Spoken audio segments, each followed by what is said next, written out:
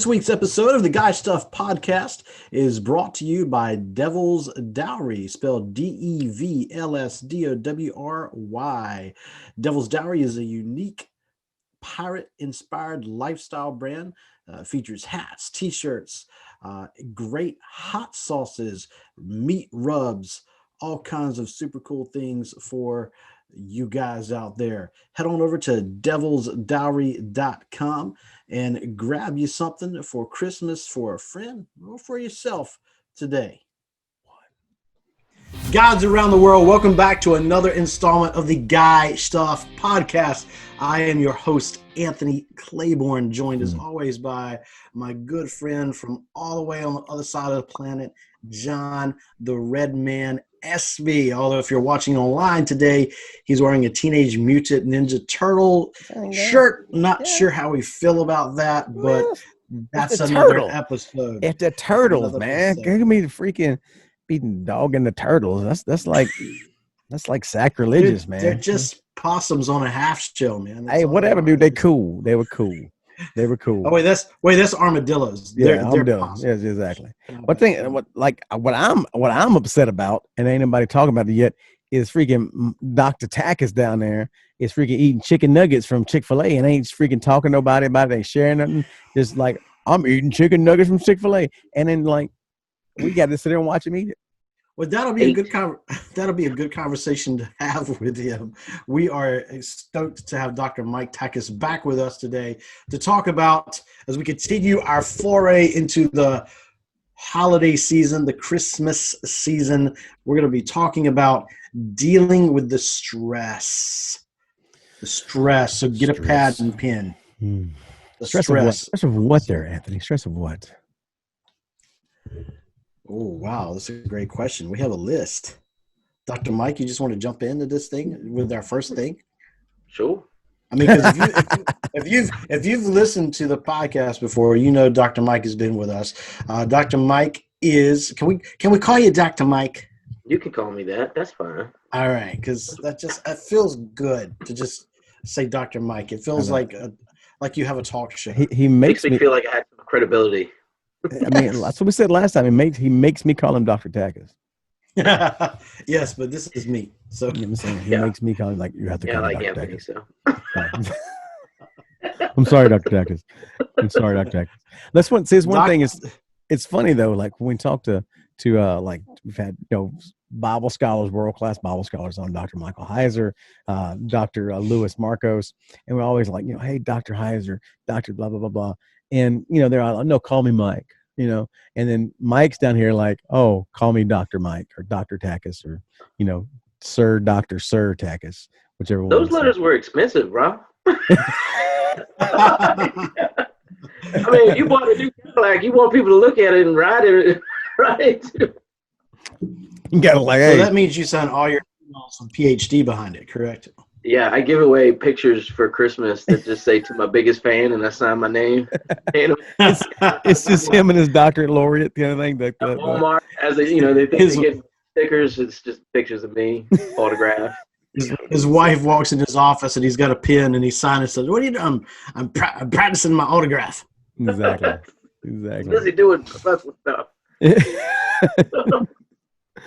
Oh man. But yeah, like if you've not heard the earlier episode, you want to check it out. We'll give a little bit quick shout out. Go check out that episode. 12 of y'all did last time. So let's up that a little bit this time, and like go back and watch that episode under Marriage Under the Microscope, and that was a really good episode. And Dr. Takacs is a Liberty grad. We're not gonna say that too loud right now because there's some shady stuff at Liberty happens, so we're gonna just not be us. We're gonna leave that on the down low. Well, not anymore because he's gone. But it's true. But I mean, stuff happening. They would.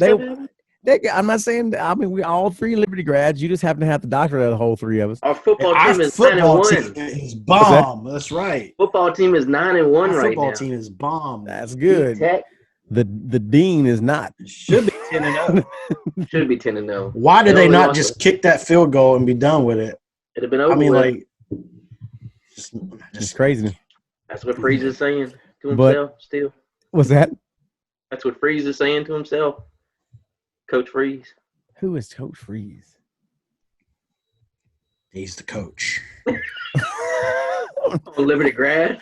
They don't get much Liberty football in Thailand. I don't They follow change the channel freaking. from Nickelodeon once in a while. The Rugrats is on, man. What are you talking about? The Rugrats is on. You gotta watch it. He's watching bootleg versions of the Teenage Mutant Ninja Turtles. No, I mean, I do. I'll tell you, I did download back a few years back. I downloaded the bootleg copy of all of the real Ghostbusters, like all like the seasons of them. Remember that from your childhood? Cartoon. The cartoon, yeah. They got them toys out again. They got all those same toys Really? and stuff. They rebooting it. Yeah. What? Oh, I can't wait to see He-Man it. at the store the other day. I know, Rebooted man. He-Man figures, man. They were all like the same figure body with a different head. Yeah, Mm. but hey, Just painted different. Even the women ones. exactly. It's like, all had just a different head on them.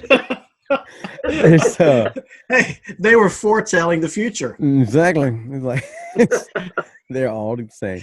You gotta go check out there's a actually show on Netflix called The Toys That Made Us.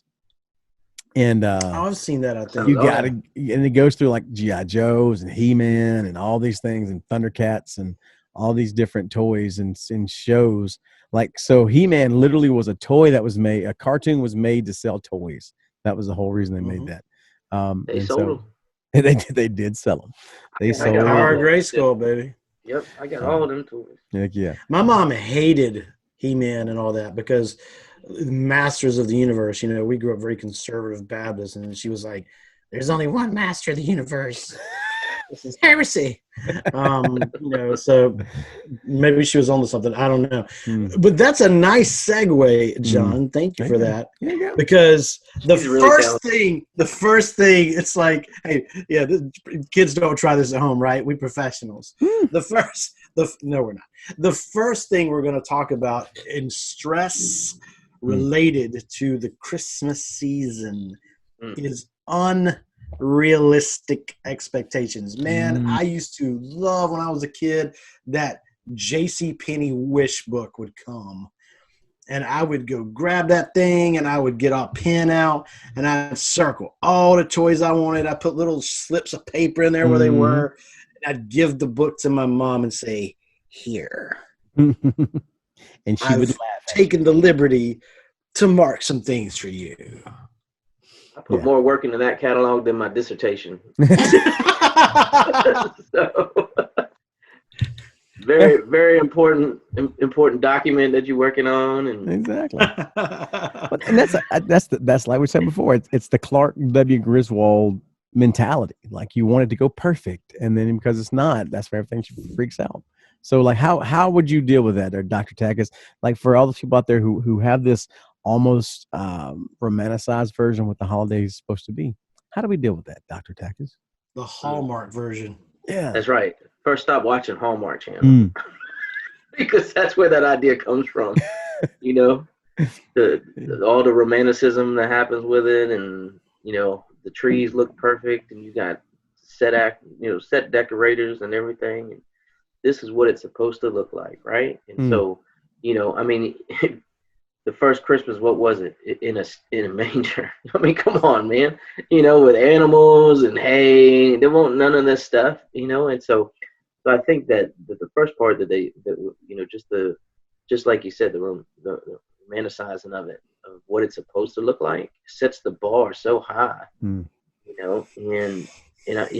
had that little list we started coming up with, and one of the first things I even thought of was financially what that does to people. I mean, how many times have people, even myself, younger me, wanting to make sure there was something good for everybody, that I'm the good gift giver, and so burning up that credit card and spending money for no reason to create that false sense of happiness.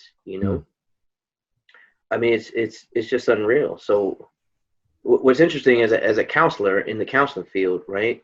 And you see the biggest spike. So like the Christmas season of the counselor's world is like February. January, February. And, it's crazy. There's a lot of aspects to that. It's like, what's happening in January and February? There's a lot of families who are in debt at that point. So financially they're strapped. The stress of the holiday season comes through, because you're rolling from Thanksgiving into Christmas, into New Year's, and people are taking off from work during that time so they could spend time with family and do all this shopping. And then so financially they're usually struggling during that time anyways. You got taxes due, so people paying taxes, and then you're engaging with all these family, and which is not always fun. Yeah, not fun at all for a lot of people. That's probably one of the bigger stressors is that. And then, so when you get out of the holiday season, what we see is an uptick in financial stress, depression, because it didn't go the way that you thought it was going to go, family conflict. A lot of times people in marriages will just maintain that marriage until the holidays are over. And then the announcements of, we either need counseling, or we're going to break up, or divorce, or I'm leaving you. All those types of things happen, so you have that compounded issue. You have, the family interactions that happen during the holiday season, of resentment, and, I just bought you a new PS5 and you don't even know who I am type of things, Wait. Who buys somebody a PS5 and not know like who they are? Like if you're out there, you can buy me one. I'd like a PS5. You didn't get it yet? No, man. But see, I know you, man. That tie mail. Exactly.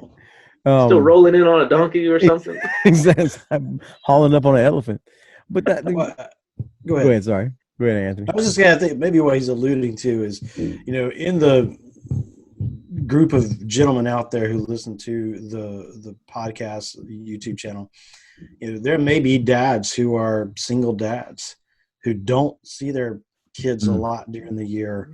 And, in their mind, they buy their child this big item, this big ticket item, like a PS5, like this is going to be the thing. This is going to be the ticket. This is going to be what, connects us, and then falls flat. Yeah. I think that's what he's alluding to. So that talk about that for a moment. How what would you say to our dads out there who are divorcees and don't have access, don't see their kids on a regular basis? Let's talk about that for a minute. Sure. Well, I think financial compensation does not equate to emotional compensation. It just doesn't turn out that way. And I think, so even as a dad, who my oldest daughter is not the daughter of my wife, right? So she's my wife's stepdaughter. And so my wife met her when she was about 16 months old. But having that relationship to where, even though I had, we all had joint custody of her. Having that holiday with her is hard. It's still hard today. Even she's 19 years old, and so she does her thing. So 19, man. Isn't that crazy? That's crazy, man. So it's like it's a challenge, because it's what do you do to make her feel loved and appreciated in the time that you have, and that's for somebody who had had her half the time. So for dads who may be divorced, or who may be estranged from their kids, in that kind of way, or only seek visitation every once in a while, that's a real hard balance, because you want to have your kid know that you love them.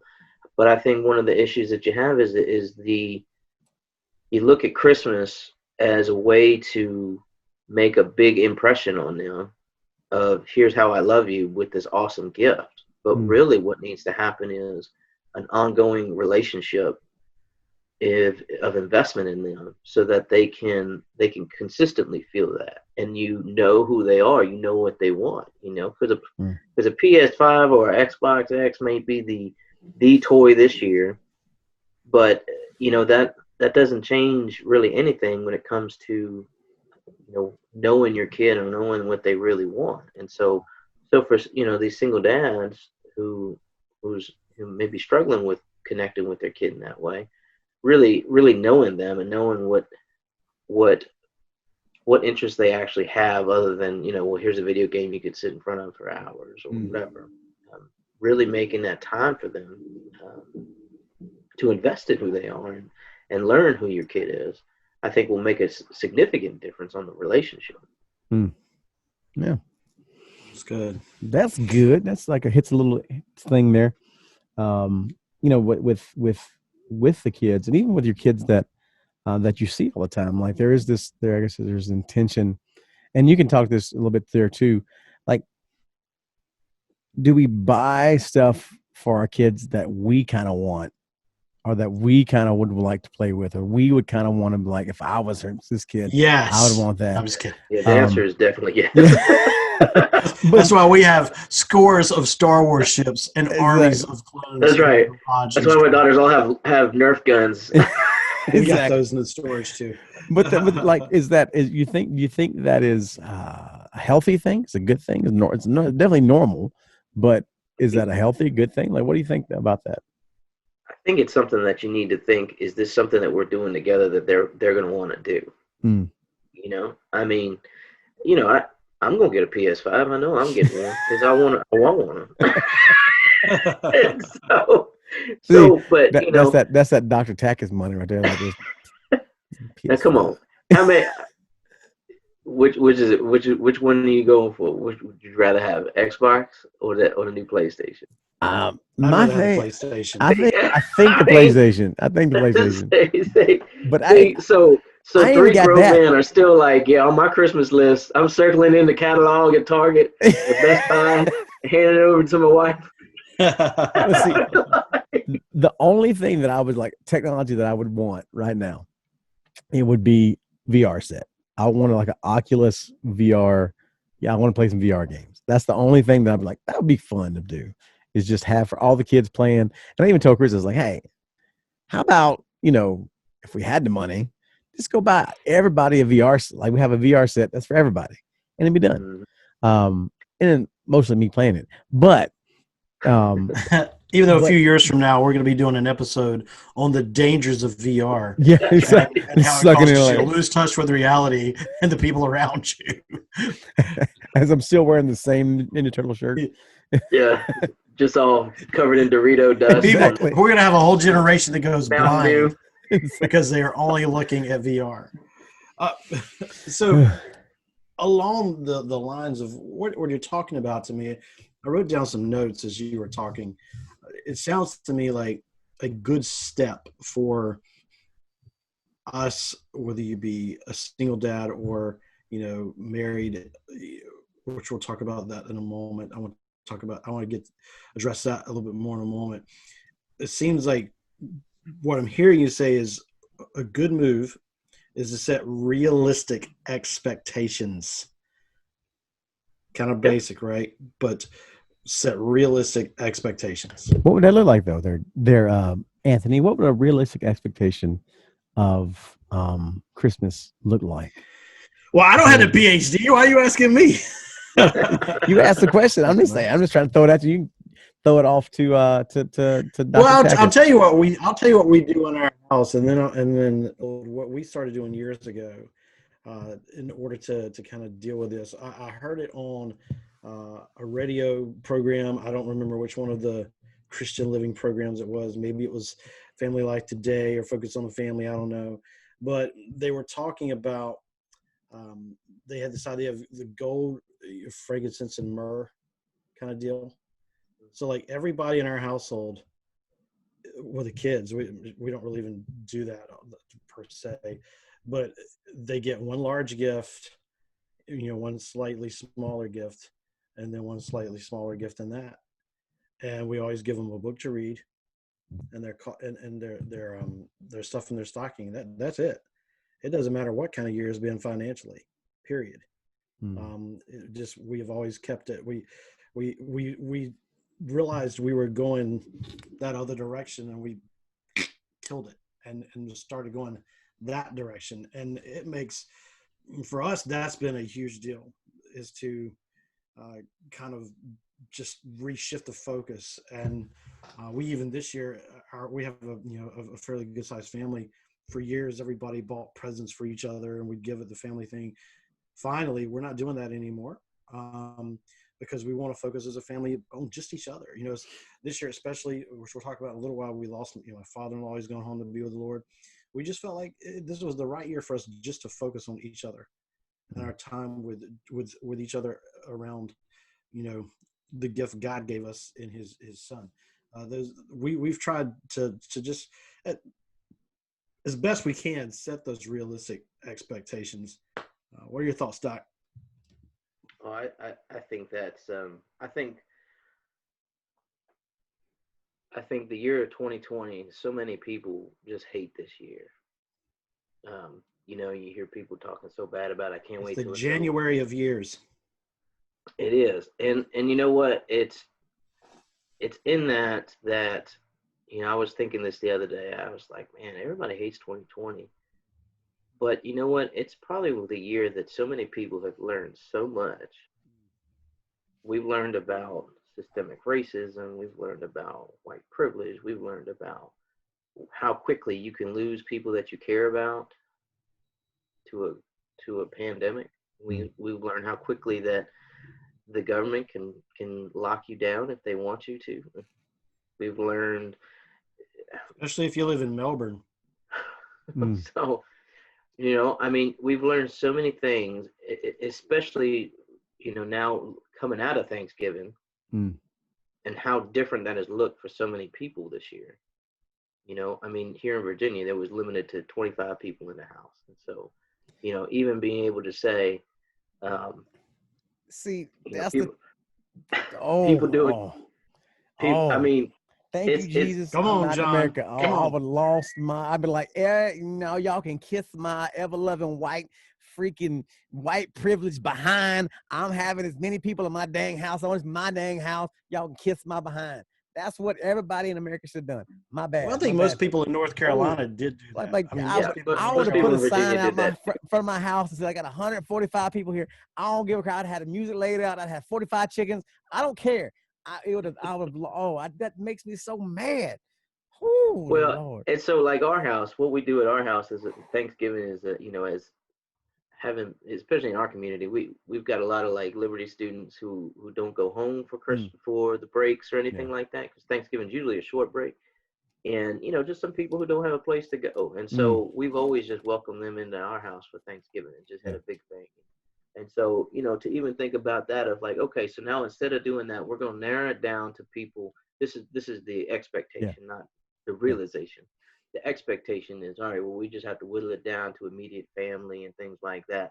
And so these other people who, we're talking about holidays and stress, these individuals who can't go home, who don't have a place to go, who are still thinking about the same things that everybody else thinks about the holidays coming and the stress of that, are now by themselves. And so, so we didn't, we don't go for that. So, we still have people over, and but it's like the year of 2020 has really just, changed a lot of the thought of how much people are important to us. I've known people who've gotten COVID, to some are like, man, I don't know if they're going to come out of that, and people have lost a lot of the grandparents and great grandparents to COVID in the beginning. This holiday season is going to be really, really hard on a lot of people. And not just for the romanticism of it. You're talking about traditions being stopped. You're talking about,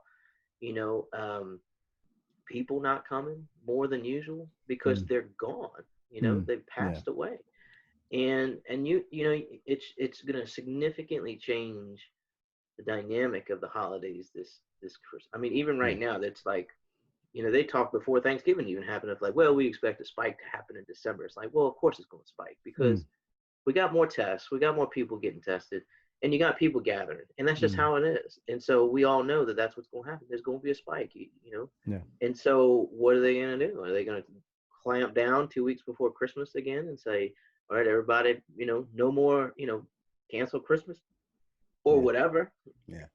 So people are fighting for these relationships in their own homes. That's the thing I think too. Yeah, I think that's one of the things too. I think there's that stressor that is just over here. Like probably the past, I don't know, few weeks, few months. Even though I rarely ever followed politics before, rarely ever got involved in that at all. I like the craziness that's happened in America with the erosion of the American Constitution at this point has made me really want to take up arms, like literally go and just fight the system kind of thing, and it's like it annoys episode. exactly. Well, I mean, because it's the point of like because it does get to that point of me of that nerve that I have or whatever of a government or somebody saying I can't celebrate how I want to celebrate. And I can't celebrate Christmas. I can't celebrate Thanksgiving not because I'm choosing to, not because the family says, all right, we got a lot of old people. Maybe we shouldn't, do it, that it's a family decision. It's a government decision. And that's when I go, no, I'm done with that. And so there is a lot of anger. Yeah. That's what I'm saying. Like, how do you, like, that's going to be some interesting conversations at Christmas is just the conservative versus liberal versus Constitution versus, all those conversations are going to happen. It's not even liberal anymore. I would just call it leftist. Yeah, like craziness. Well, and that's even another thing. You have politicism that typically happens at families at some point, and most people don't talk about it. But now this year, you also have an election that's Is it over? Is it not over? Yeah. Nobody knows. Yeah. Like, I said months ago the best way to solve this was to put them two boys in an octagon, and let's just let them fight it out. Let's do it the old way. Trump had the weight advantage. Let's have a good duel again. If he'd have got side control or top mount on Joe, it's over. But there's a lot of, just thinking of stress of the holidays. It's like, man, stress of the country, compound that with the stress of the holidays right now. It's going to be a hot mess. I'm going to be busy in January. It's going to be busy. Bring up a good point. So, like the other day, the Macy's Thanksgiving Day parade, right? Parade in air quotes was on. Basically they were stopping in front of Macy's to perform or do the float or whatever. And I asked my wife, Sherry, I said, so when this is over, is Antifa scheduled to come in and loot again? Or are they giving them a reprieve through the holiday season? Yeah. What's that look like? Because it wasn't that long ago. That people were lighting that joker up. They were looting Macy's, freaking the Miracle on 34th Street. They were, so there are so many stressors. And John, you're right. I'm right there with you. I'm very, it takes a lot of restraint. When I taught history and social studies, I would tell my kids constantly, the only thing really that holds the glue that holds a civilization together is restraint. That is it. That piece of paper under glass is not really what holds this country together. It's important, don't get me wrong, but it's restraint. It's the restraint of working people who go, okay, we can't go down that road, because of where that's going to lead to. And so it's a tough season that we're in, because we're navigating that. We're navigating, many people, even guys probably listening to the podcast, have lost their jobs. They've had hours cut back. I just saw even Disney World is laying off thousands of employees, right? The happiest place on earth is laying out thousands of employees. We're dealing with a lot of really an economic crisis that none of us have ever witnessed before. I thought the Obama recession was the worst of my lifetime, and no, just kidding. No, we got this to deal with. So that will put a lot of stress in your marriage relationship, because you're dealing with, trying to keep the lights on or pay the water bill or buy Timmy a new bicycle, which you may have to borrow to get to work because you lose your car. Yes. So how do we navigate that with our wives? What is the best way for us to approach that and navigate all of that with them? My recommendation would be to families like that would be have a good conversation about what's truly important. You know, I mean, when we're talking about tradition, you know, do I think tradition is going to be eliminated? No, I don't. You know, I think that by mid next year, we'll probably be out of this again. And, it'll be all long gone, and it'll be like Y2K. You know, it's like, remember Y2K was a huge thing? You know, like, remember COVID was a huge thing? But I think that right now you've got people to really balance out of like, like just like Thanksgiving, right? It's like, what was important about that to me? Was it the food? Was it the people? Was it the place? Was it, what was more important? Well, it's important for me to welcome people into my home that I care about and who seek relationship and seek fellowship with each other. And that's what was important to me. And so that's what I'm going to keep. And so, so by doing that type of thing, I mean, that's the decisions that we have to make. And that's a decision that even my wife and I had a conversation about. Like, well, what if there's more than 25 people at our house? What's going to happen? Well, not a there's dang 25 thing. people at our house, then that's, the brown shirts are going to show up. I hope we don't run out of chicken, run out of turkey, so maybe we should get a second. But, it's really just, it's those types of things. And for couples and families, like, you really have to talk about, like, this is where you really need to have that dialogue of like, well, what is the most important thing to you? Is it really going out and buying something to make somebody happy? Or is it the fact that you made it through COVID so far in 2020 that it's like, hey, we could sit together in our own home, and just appreciate, Christmas. Like, what Christmas should really be about is really just being thankful and faithful and, being with family. I mean, I'm a huge relational person. Like, people is all that really matter to me when it comes to things. And that works well in your line of work. It does. And so, I'm very much against anything that's not people oriented and doesn't focus on a person, and if it's not, if it's all about, well, I'll just send you, we can't have Christmas, so I'm going to send you some gifts, what's the point of that? Why can't you do this? Why can't we have the electronic means to survive this, to connect with people some kind of way. Grandma and grandpa can't travel, can't move, whatever. Reach out, make phone calls happen, and be relational. But for couples and families, you really got to focus on what matters to you in that, and what is it that really, when you think of Christmas, I mean, most people can't remember what they got last year for Christmas. I mean, ask your kids, what'd you get last year for Christmas? Unless it was something like, the newest iPhone or something like that, they don't remember. Do you remember all the videos of the kids on YouTube who, like, didn't get an iPhone for Christmas? And Craig, what do you think? Are you guys serious? A Thunderbolt display? That's crap. No, seriously, you guys, you're gonna get me a Thunderbolt display. That's the worst gift ever. It's stupid. Oh. Stupid! Christmas morning. Do y'all remember those videos? That actually happens.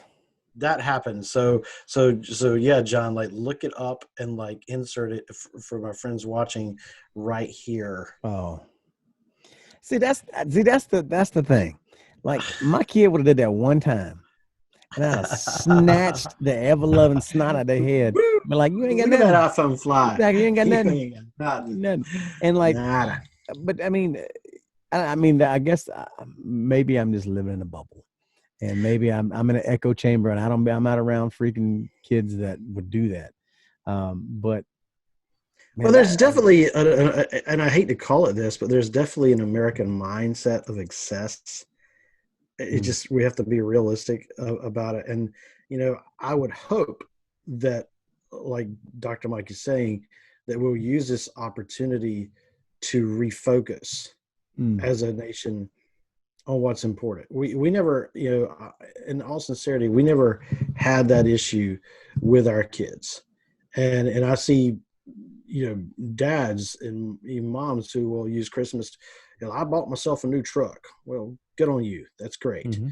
How that impact your family, though, for us, for Sherry and I, we either will do something together for like this kind of related to the house, or small for each other. Like this is kind of silly, but like up here on the shelf behind me, I have the Aragon series, Christopher Paolini. I don't know if you guys are familiar with that. For years, for years, it's a fantasy series. For years, I had there's 4 books in the series. For years, I only had 3 of them. I had read the other one. I borrowed it from a friend, and never had that book. A year or so ago, she bought me an autographed copy of the one I didn't have. That's it, man. Give me that and some orange slices. I'm good for the rest of the day. I'll send it. I'll wear my Stormtrooper. You go with them nasty freaking orange slices with cocaine on it. Just put on my Stormtrooper Snuggie and get my cocaine laced orange slices. Just kidding. And read my book, man. That's good, man. That's a good day. I think Dr. Mike, you hit on it. It was good. Go ahead, John. No, I was saying, so like talking about like connecting with family and those kind of things. Even that is stressing. Like dealing with freaking in-laws and like, let's say we're going to get together, dealing with all these family members and stuff. How like how many times have you been in a situation where you wanted to just haul off and kick somebody in the face during a family meeting, our family gathering? How are we supposed to deal with that there, Dr. Takacs? How do you see family members that literally will come in and especially like you start with leg kicks. Exactly. And wear the foundation down. Get them wobbly. You go for a single. Yeah. That's right. But like, have you seen that happen where,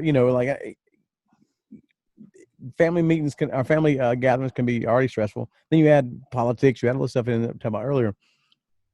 How do you think how can people deal with that and walk through that without compromising their beliefs, without compromising their convictions, but also like not stabbing somebody at Christmas with a butter knife?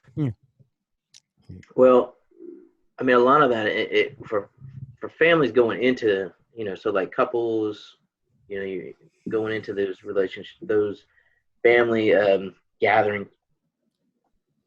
A lot of that is just is a lot of work in the front end of it, is creating those boundaries for yourself and communicating with each other of where the issues are going to lie, right?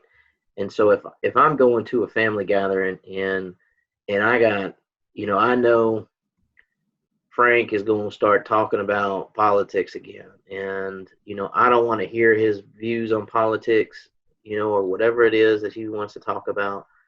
How do I protect myself? How do I have my wife help me in managing that? It could be something as simple as like, well, this is how much time we're going to spend at this house. Because I mean, a lot of people going from house to house, right? There's a lot of traveling. And so you create that structure yourself to where you're able to, to have your hand on the wheel in the sense of where you're going and what you're doing.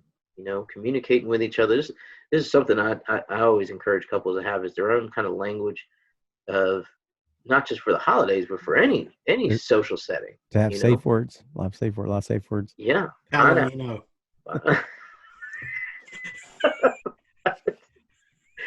John yelling pineapple all the time. Exactly. Pineapple. But doing that language, that their own little signs for each other, to know it's time to go. It's time to rescue each other from this. And that doesn't mean to do this. Yeah. Yeah, right. Draw your finger across your throat. Yeah. Don't do that in front of grandma. Yeah, something inconspicuous. Can we start carrying yellow flags like NFL or college referees or whatever? Right. And just like when somebody's talking about something we don't want to talk about, just pull the flag. It's a flag out there. Get a ref There's a to come flag out. on the play. 5 yards for unnecessary stupidness. Yeah, well, and it's something that, one of the benefits that you have of going to somebody's house is you can leave when you want. Mm. But what if they come to your house? Well, and that's the gamble you play sometimes. So if Frank's coming to my house and he just wants to sit on my couch and talk politics, it's like, all right, you gotta leave, Frank. But really, how do you navigate that? Well, I mean, you have your companion in that, and you have a lot of times also one of the things I see is families are worried about what their children are picking up from these other family members. It's like, hey, they don't raise their kids the way we raise our kids, and so while they're over there, like this is a great example. I got a 13-year-old, and so some of the other kids, they're allowed to have all these TikToks and Snapchats and all kinds of things on their phones. They have unregulated access to the internet. Ours is locked down, like she don't get through nothing. There's we know everything that she's looking at. Mm-hmm. So, but when we go to these gatherings, some of these other kids don't have that regulation. Mm. So as even though we appreciate the family, and it's not just it's a stressful thing of like, hey, how do we even navigate something like that to say we don't want my kid associating with your kid because your kid He's a is heathen. getting into some things that they shouldn't be getting into. Signal jammers. Just, My phone is not working. I don't understand, Uncle Mike. My phone won't work in your house. I don't know. I have no idea. But it is things like that. That there's more depth to stress for the holidays when it comes to these family interactions, and so you hit on an interesting point, if I may, Dr. Mike. Mm-hmm. The holidays is a paradoxical time. Mm-hmm. In that we set aside time to spend with people that most of the time we don't see or talk to on a regular basis. Yeah. Is that weird? Have you ever thought about that? I mean, they're family by blood, but so often, our true family is our friends and our circle close to us, our family, if you will. Yeah. And so do you think that might be kind of what part of it is? It's like we're almost like there's this artificial gathering of and trying to tap into this traditional kind of really does it work? Well, I mean, and where does that come from? That same thing of what our romanticism, what in commercialism, what Christmas is supposed to be about. We get that same ideology of what is it supposed to look like? Well, I'm supposed to be sitting there with grandma and grandpa, and I mean, even my family. I mean, I have a grandmother, and all my other grandparents have passed away a long time ago. I never had Christmas with them. There was never a holiday like that, and so my holiday was not this big. Growing up was not this big family ordeal where the turkey comes out and dad's carving the turkey and everybody's praying around the table and everything's all gorgeous and set up and tablecloths and napkin holders. Didn't look like that at all. It was me, my brother, and my parents. That was it. And so when it comes down to like what does it even look like, I mean, you have people even growing through that, like myself, of like, okay, I grew up through that. If I'm watching Hallmark, I'm like, everybody doesn't have a ranch to save. That's right. It's like, where is that? Where's that view? And so that could be really depressing if you think about it. It's like, man, my family is not the way it's supposed to be. But the issue is that we're looking in the wrong places for that. We should be looking at the people involved and who we want to be around, And so, it's so interesting that, just like you're saying, the people that we choose, like our friend family, the people that are in our lives that we do life with, that we choose to be our family, are typically not the ones that we're having holidays with either. We're having it with the people that we're blood related to or in-law related to. because that's the expectation of what you wanted to have, you know. Mm-hmm. And so in there is how do you reduce the stress of the holiday season? How do you reduce that depression and the anxiety around it? Mm. You know, I mean, think about that. Meaningful relationship is a huge part of that. And Well, I figured out the key to part of that is I don't go. Just be like, screw the you holidays. just don't celebrate Christmas. Yeah. No, well, no. This is going to sound terrible. I don't mean it that way, but Sure, Anthony. You're just a butthead. I don't. I never really had that whole grandparent thing. My mom's side were very close, very tight knit, very sweet people. They were huggers. But her parents both died 6 months apart the year before I was born, so I never knew them. My dad's parents were both more. I don't want to use the word cold, but I don't know another word to use. They were very reserved in their emotional attachments. And so I was never close to them. And, when they passed on, pretty much the family just doesn't really have a lot to do with each other. My mom's side, there were 10 brothers and sisters. There were actually 12, 2 died when they were babies. But there's only one left now out of all that crowd. And it just, I don't know, it just does not feel, it doesn't have that feeling anymore, with my mom being gone. And so for me, I have a hard time even going because it's, and honestly, it's really super sad because when I have been, it's this effort to recreate what we all grew up with, and that's gone, and it's not coming back. It's just, it's not. It's heartbreaking, but it's just where it is. Everybody's scattered all over the country, and so from now my wife's side, we have a great time together. There's still that closeness. There's also that fear, if you will, in the back of my head that 20 years from now we might be the same way, as the family grows and expands. So I guess if I'm gleaning, I keep coming back to those realistic expectations. If it seems like in every single one of these circumstances, a lot of what you're saying is sit down and outline realistic expectations. And you talked about our couples, like with your wife, you hit that. That's a huge important thing to just have on the norm, that language, that communication, whether it be a Christmas gathering or a church gathering or just, any social situation that you feel like you guys need to bail on. Need to be able to communicate to each other without the old school, mama yanking on your arm kind of thing. Get pinched. Get pinched that look. Get to look like. Get that look a lot. Of course, nowadays they text you. You'll be at a social event and you'll feel your phone vibrate in your pocket and you pull it out. It's like, let's go. Mm-hmm. Right. Hey guys, it was good seeing you.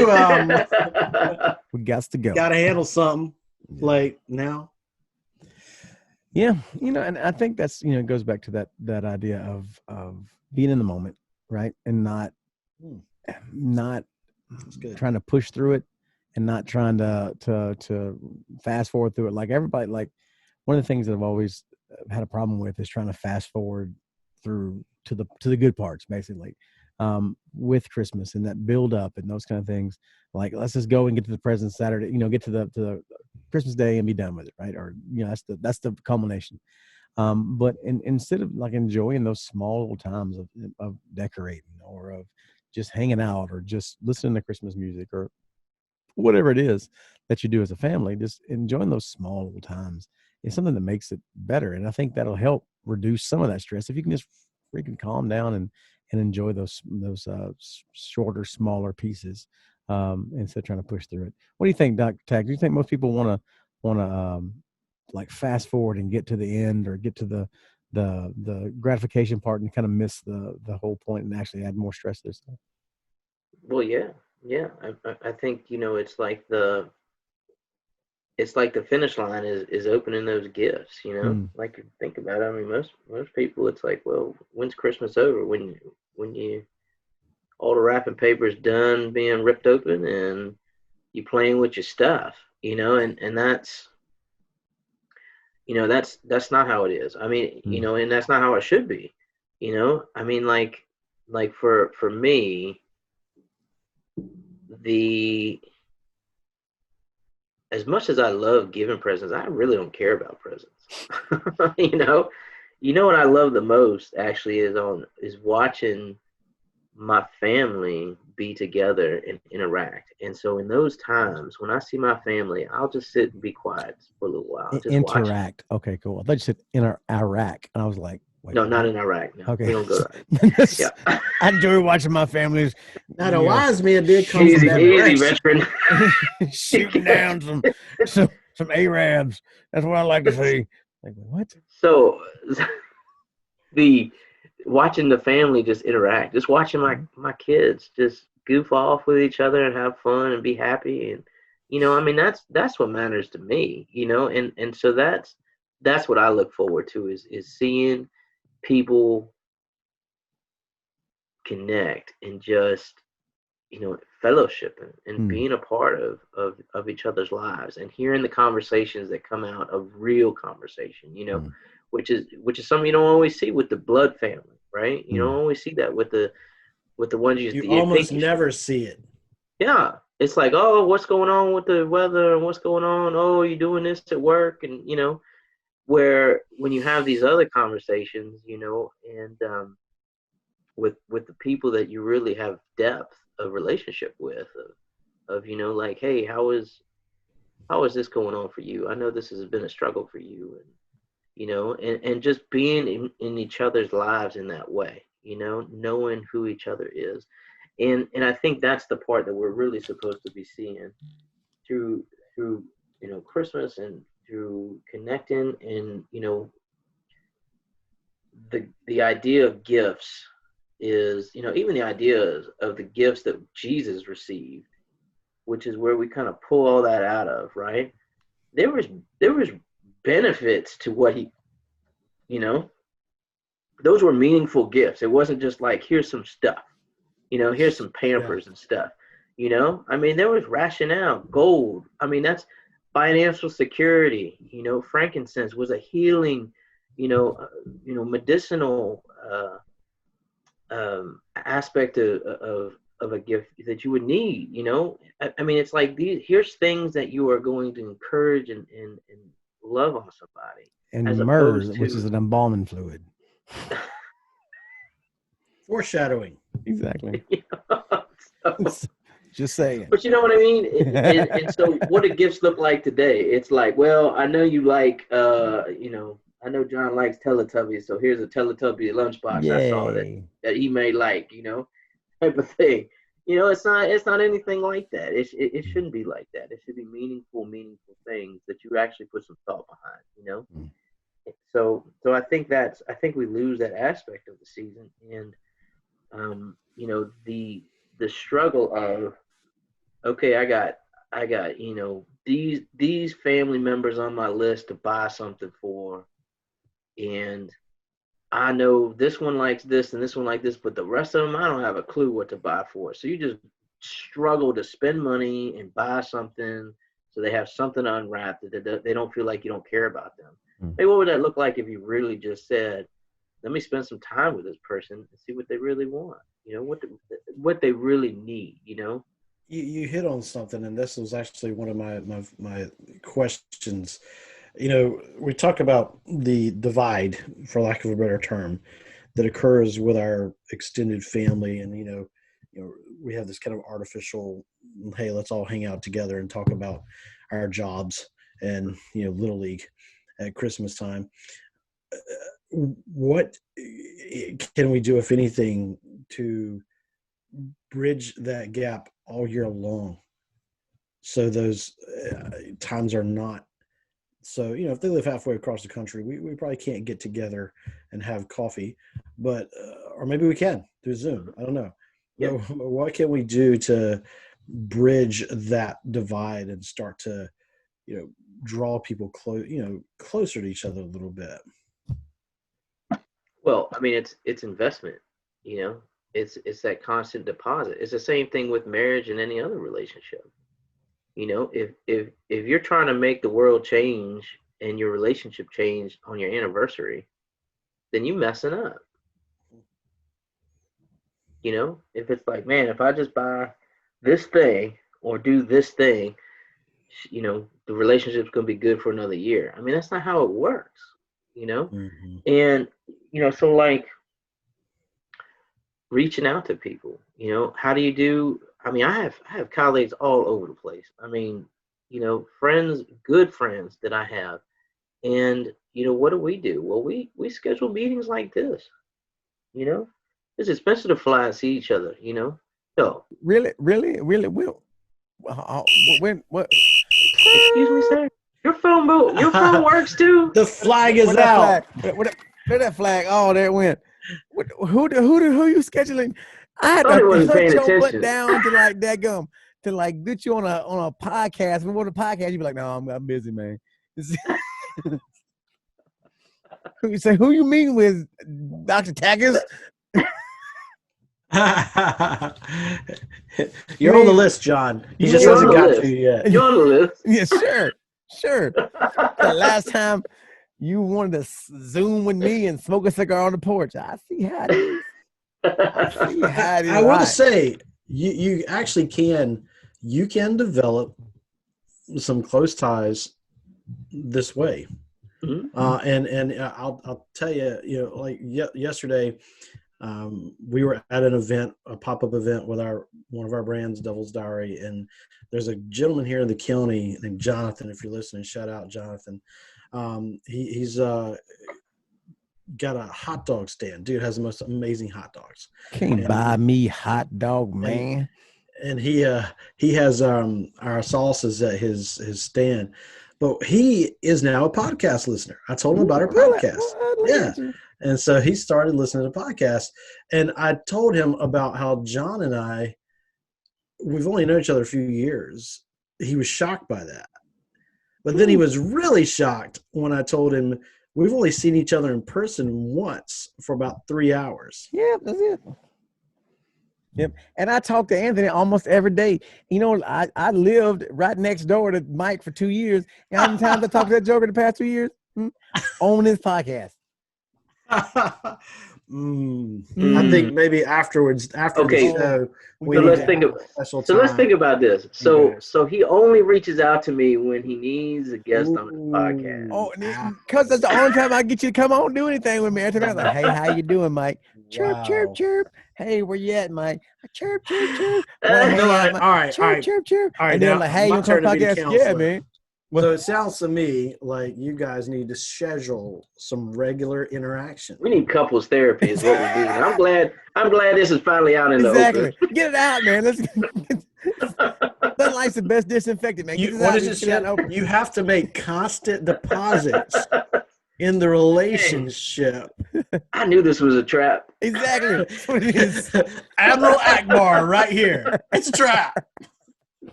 Oh my gosh. I'll let y'all sort that out. But it is true. It is true. But honestly, when John and I get back, anytime we do talk, then it's a good conversation. Yeah, like it is. It's like we never left. It may not be fit for children, but it's definitely not appropriate for children. Mm-hmm. Yeah. It's a lot of conversation. A lot of dude conversation. A lot of good dude conversation. A lot of good dude conversation. Yeah, but it is investment in people. I mean, it really is. You need to connect with people, and know people, right? I mean, like I think that's something that I learned just in my own kids of seeing people who should be close to them are not close to them and don't know them at all. And I think that was more heartbreaking to me when it came to something about investment and what family really looks like, is when somebody who should know them will call and say, hey, what do they want for Christmas? I'll just buy that. What do they want? Or their birthday. What do they want for their birthday? So who does that, Mike? No, I'm not going to name them. On the odd chance they listen to this. I'll just see if I can get you, man. I'll just see if I can get you out there. Try to get know me none of my trapped. family's gonna listen to this, so I'm good. So, but but when you have that kind of thing, so like when I spend time with my families or other people, I'm listening for what matters to them. I want to hear what matters to them and who they are and what do they need to feel supported, and so, what is their language of connection. And so if it's something that, like one of my nieces right now, she's struggling right now with some image issues, and she's really really has a struggle with connecting with people sometimes. And for me, it's always, how do I connect with her when I see her, of just being like, hey, tell me what's going on in your life, tell me about you. Do you like this, or what you've been doing, or what kind of music you listening to, like just really just, I want to hear her and her heart, and that's the same with anybody that we should be doing. Because then if you get to Christmas, it's not that hard to figure out what to do for people, not buy for people, because, it'd be fantastic if it was like, hey, so me being such a relational person, don't buy me a gift card to Starbucks. If I want Starbucks, I'll go buy Starbucks. Come have coffee with me, that matters more to me than you shooting me a gift card, and while it's like, we're still appreciative, it's, what is my language is fellowship and community and relation. And so, sit and talk with me. Don't just do these things that check a box, and I think that's where people get so wrapped up in the holidays, is, in birthdays and any of that stuff, is how do they create this idea of what commercialism suggests it's supposed to, happiness looks like, as opposed to what real happiness is. I mean, even this. I mean, this is good fellowship, man. Hanging out with you guys is fun. It's just a good time. And so why can't you do that with other people? Why can't we do that with people, on the regular? On the reg. Well, that brings up a great point, and my last question, if you will. What would you say to the person who's listening, who they literally are alone? They don't have a family around for whatever reason. They don't have a large friend group. They are, by all practical purposes, they're by themselves. Stop being a weirdo and get out your parents' basement, turn off the freaking computer, and go outside and make some friends. John, I see a future in counseling for you. I feel like maybe you've missed this call. Cousins likes the seasons. Yeah, rub some dirt on a counseling. Exactly. Yeah, suck it up, man. Yes. Everybody has those weird thoughts. Free big boy pants with every counseling session. Exactly. Yeah, free crayons to snack on. Exactly. It's the hors d'oeuvres while you wait. That's great.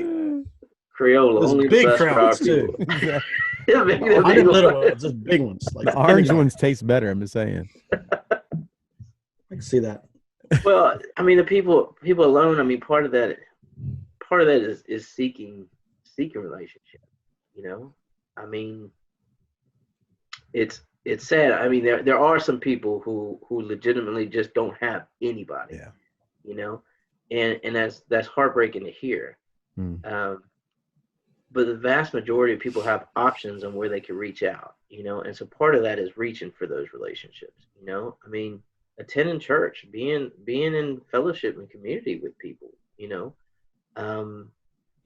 If in the least, building your own relationship with God and making that a strong connection to help guide you through these other ones and sustain you, and it's the significant majority of people have options of not being alone. You know, even if it's a question of asking somebody, be like, hey, I don't have anywhere to go, you know, for Thanksgiving. I don't have anywhere to go for Christmas, you know. Is there somewhere, you know, anybody that I can, you know, maybe tag along with or do something like that? I mean, you know. Loneliness, in essence, to kind of like becomes like quicksand. You know, it just sucks at you and pulls at you, and people, when they get into it, they almost can't get out without help. Yeah. You know, somebody's got to recognize it and go, hey, bro, you've isolated yourself. You know, I've seen this with certain family members of mine. They can't understand why nobody comes to see them or whatever. But it's like, you've isolated yourself. You know, you've cut ties with everybody around you, including your church. You've done this. And that's not always the case, but sometimes, you know, loneliness becomes this self-feeding self-pity. When the Bible tells us in Proverbs, for a man to have friends, what's he got to do? He's got to show himself to be friendly. So you got to reach out, and you run that risk that they may reject you, but that's okay. You know, I get rejected all the time. I get rejected all the time. Constantly look at him. Exactly. And he just doesn't accept it. Exactly. That's why I'm. You just keep coming at him like a bad Amway salesman. Exactly. Just don't stop. Keep. Eventually, be like, all right, just come on. All right, stop bugging me. Let's come on. Yes, you got to try to get friends like you're trying to build a pyramid scheme. That's. I don't know where they came from, but that's a lot of, you know, our hang-ups. We feed them ourselves. I feel like. Am I wrong? And if I'm wrong, please. No, you're right. You're right. I mean, there's just some that just choose to be there, and you know, and you're right. Pulling them, you know, getting out of that quicksand is a hard thing. But I mean, requires some internalization of and self-reflection of, you know, why am I alone? You know, maybe I'm just a you know, cranky, irritable person. Self-reflection in general. Yeah, well, definitely. If you don't learn anything else from our podcast, learn to flip and self-reflect. That's one thing too. Like you talk about the people that are in that funk, and there are people that are definitely in there. And I've been there before. I've been like, I freaking hate the world, hate the life. You know, it sucks. Everybody sucks, and you're annoying. But it does take those times of somebody seeing that, and hopefully the body of Christ will see that somebody struggling and go, hey, come hang out. Hey, you want to get some coffee? Hey, and it's also the same on the other side. Is when the first time you ask them, they're like, no, I'm good, or like, oh, I'm busy, or what. You get to keep as somebody that's going to try to pursue somebody to help them. If you definitely want to see, you know, God work on their heart and their life, you got to pursue them sometimes. And so, you extroverts out there who aren't intimidated by going up and talking to people, and go up there and do that. There's an introvert that needs you to drag them out of somewhere at some point. And so, go do it. Anyway, that's my 2 cents. That was good. Right. Final thoughts, Dr. Mike. Anything that we've not covered that you feel like can help our brothers and sisters, because we got ladies list too, during this Christmas season? Well, you know, I mean, as cliche as it is, keeping Christ in Christmas, I mean, that's the thing that we have to do. Jesus, Joe.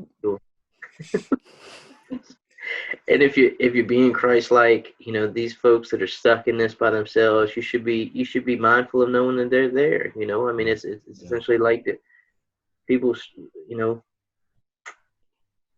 struggling with like leprosy or something. I mean, depression can be, and loneliness can be that new leprosy in a sense, you know, and it requires somebody to say, hey, come with me, and paying attention to people around you. Just, you know, who do you work with?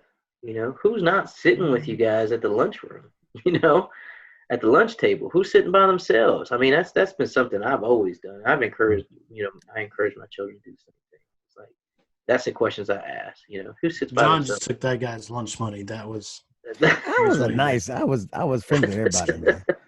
I'm I tell you teasing. though, I will say this. When the first time we had just moved to Virginia, and Sasa and Lil Bella became friends, and invited Sasa over to Bella's birthday party. And I walked up, and I know who this chunky bald dude was over there talking to this other. I was pretty guy. chunky. It was but he was like, "Hey man," and just started, inviting me in, man, and that then Mike became my best friend, man. And so it's one of those things of like I said, of just being open and willing, man. It was just he made my time in Virginia a lot more bearable. Was with Mike, and so anyway, Bearable, he said. That's great.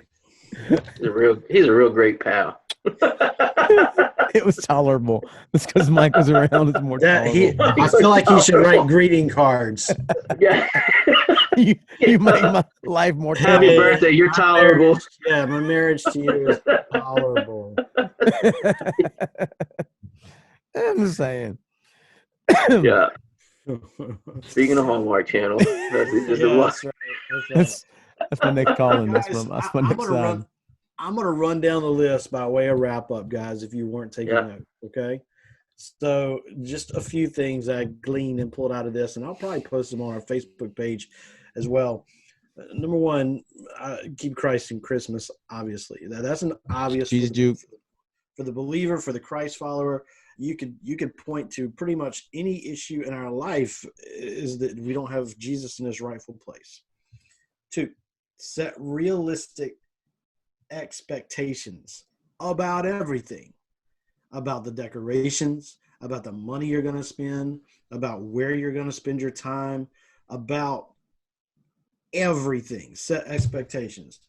3, financial compensation does not equate to emotional compensation. I thought that was huge.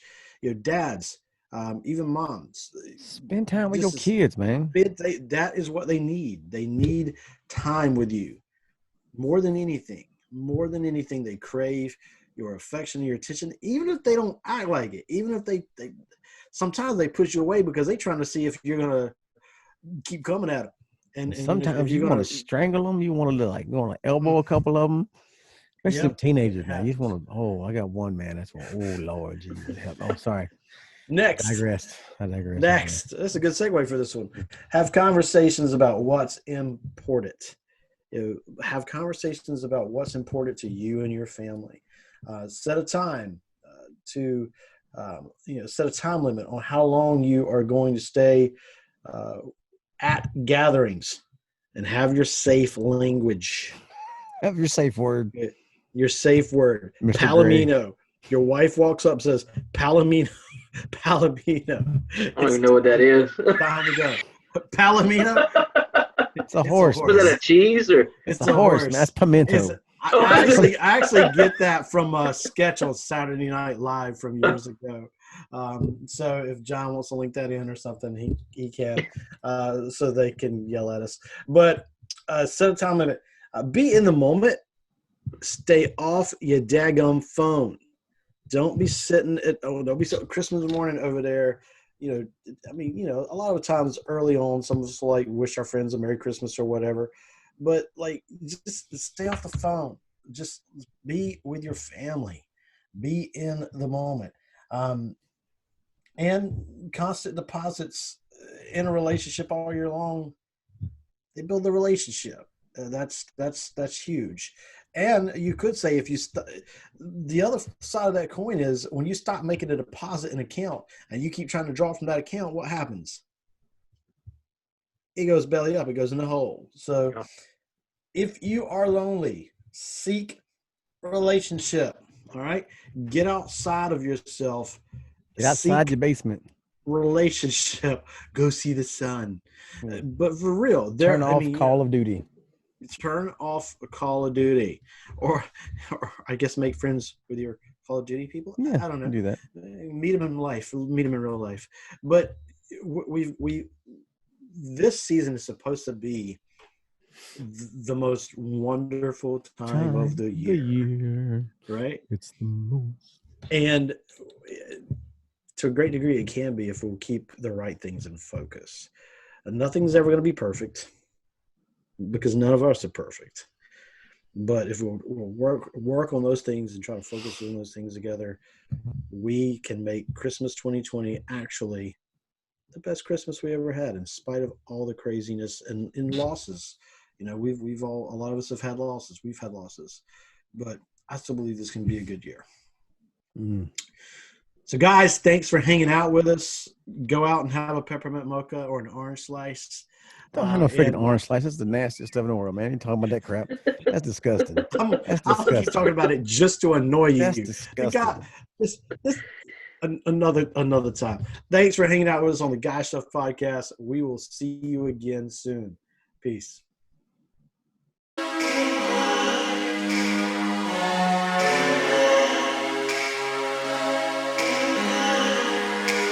Mm-hmm.